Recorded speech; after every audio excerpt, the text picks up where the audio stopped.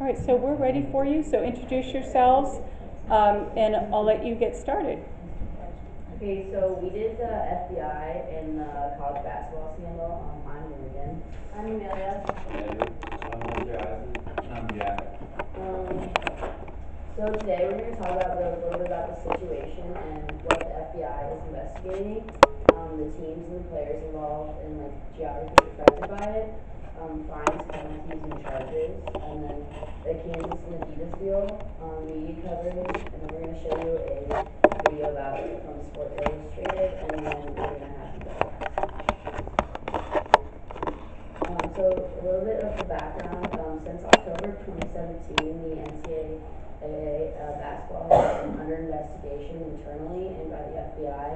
The investigation was for bribery and fraud committed by paying recruits to attend certain universities. What the FBI is investigating. So before the FBI investigation, there was two alleged schemes going on in college basketball. One was a pay-for-play, where Adidas executives such as James Gatto would be paying players or their family members to attend universities that wear Adidas apparel. And then there was a scheme where agencies were funneling coaches' money to get certain high-class players to sign with certain agencies. The teams named in the investigation was Louisville, Kansas, NC State, Auburn, Arizona, Miami, Oklahoma State, and then Duke and University of Southern California were mentioned. And the players involved were DeAndre Ayton, Silvio De Sousa, Dennis Smith Jr., Brian Bowen Jr., and Billy Preston, and both Ayton and Bowen Jr. both got $100,000 when signing with the team. Some of the geographies affected in the United States was Louisville with Kentucky, NC State University with North Carolina, Miami from Miami, Florida, Kansas with Kansas all the way over there, and with Auburn, Alabama, and then Oklahoma State in Oklahoma, and then Arizona with Southern California. So 10 men were originally arrested on September 26, 2017, and these three right here are kind of the main ones. From left to right, it's James Gatto, Merle Code, and Christian Dawkins, who were all found guilty on all 7 accounts with all the teams named on the previous slide. And then going left to right, just kind of their jobs. James Gatto is the head of global sports marketing for Adidas. Merle Code is an Adidas consultant, and then Christian Dawkins is an agent in training for Adidas.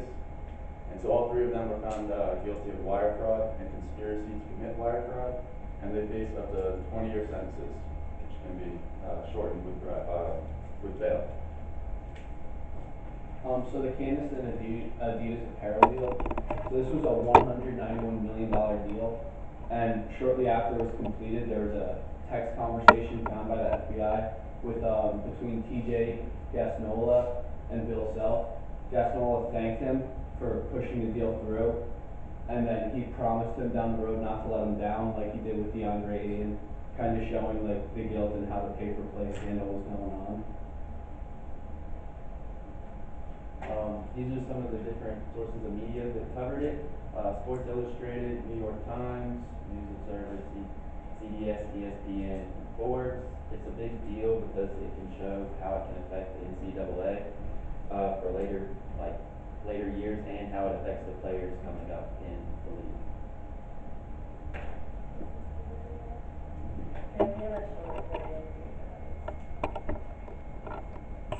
This morning, NCAA President Mark Emmert released a statement in response to the Yahoo report, saying in part, these allegations, if true, point to systematic failures that must be fixed and fixed now if we want college sports in America. The board and I are completely committed to making transformational changes to the game and ensuring all involved college basketball do so with integrity. Robin, programs such as Michigan State, Duke, North Carolina, Texas, Kentucky, telling you, these are the big boys of the sport. They are mentioned in this report. Ultimately, how do you see this playing out, and who ends up taking the fall? Well, I'll answer the second question first. I think if Duke and Coach K are implicated, Duke is mentioned in this story, that would be the biggest fall individually simply because of Coach K's pure and pristine reputation. But if we're talking about the fallout overall, come on, we have to be real here. This is a broken system. You just named basically every program that's won a national championship in the past 10 years.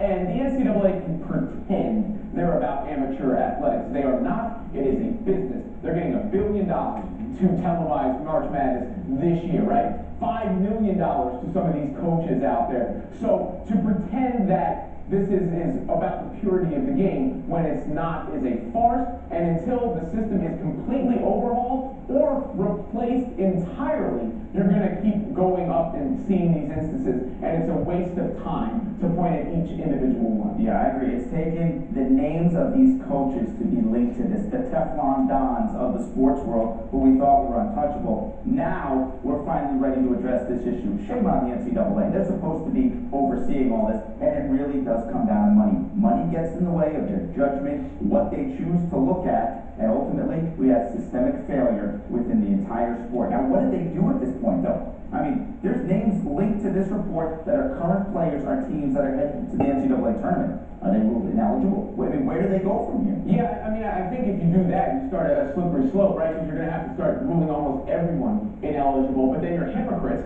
if you aren't ruling people ineligible and handing out the penalties. I think if I had the answer, I would be saying it, and it would be implemented somewhere else. I'm not the person in charge of this, but the NCAA as a whole, to be honest with you, might need to be replaced. I mean, there might need to be a whole new amateur athletic system put in place, because I don't know if this one isn't broken beyond repair.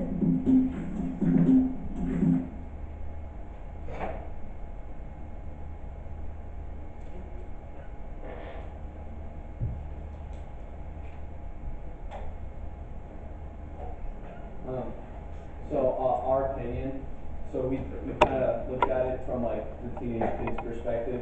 They were targeted, teenage kids and their families who didn't come from great areas, like they were low income, to get them to attend these schools and make money for Adidas and the universities.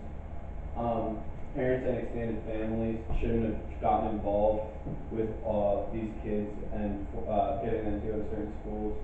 And this affects the future's college athletics. Like it said in the video, it's like almost a broken system at this point, where amateurism isn't kind of like a thing anymore. So it definitely is a system that needs to be reviewed and fixed or completely scrapped.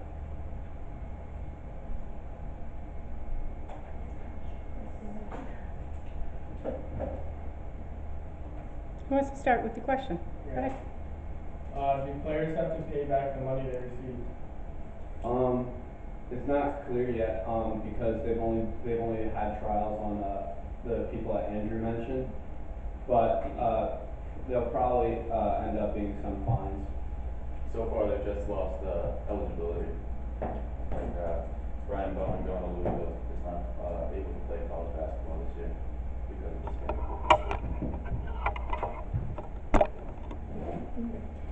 Will these players be affected if they go pro? Probably not. They're all very talented basketball players. It'll probably just kind of be like something in their past.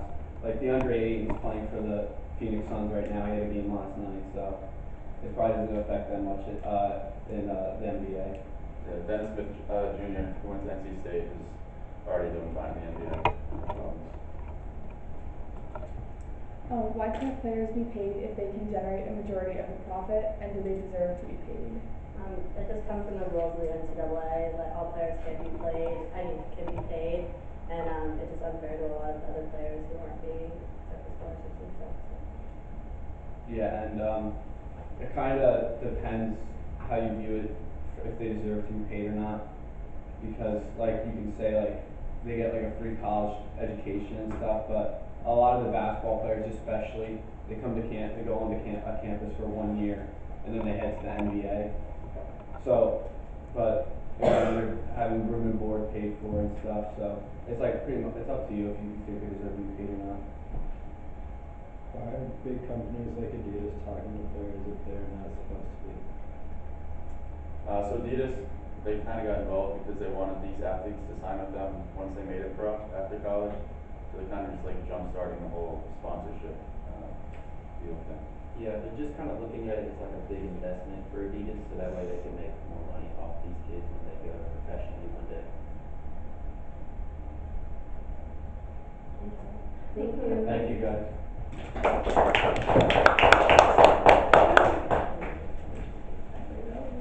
Okay, here, take one of these and, before you go back, ladies, before you go back to your seats, sit here and fill out one feedback form for your whole, team.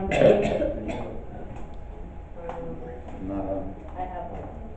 I'll give you 3 or 4 minutes to finish that, as detailed as you can.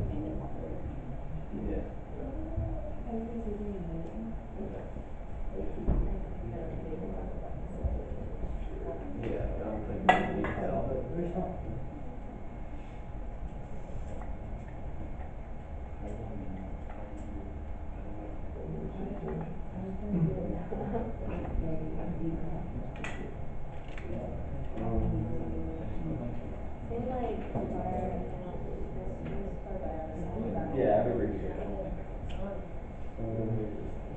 We have a little that's like the best part. Yeah, no, we talked about.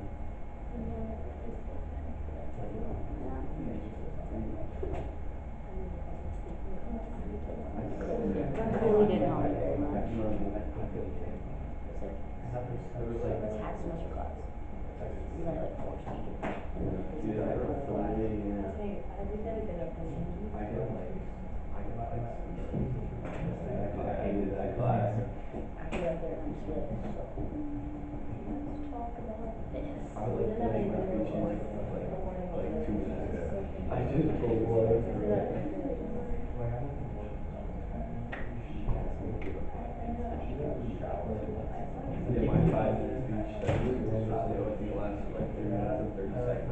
Like I just wanted to like what I was gonna say up there.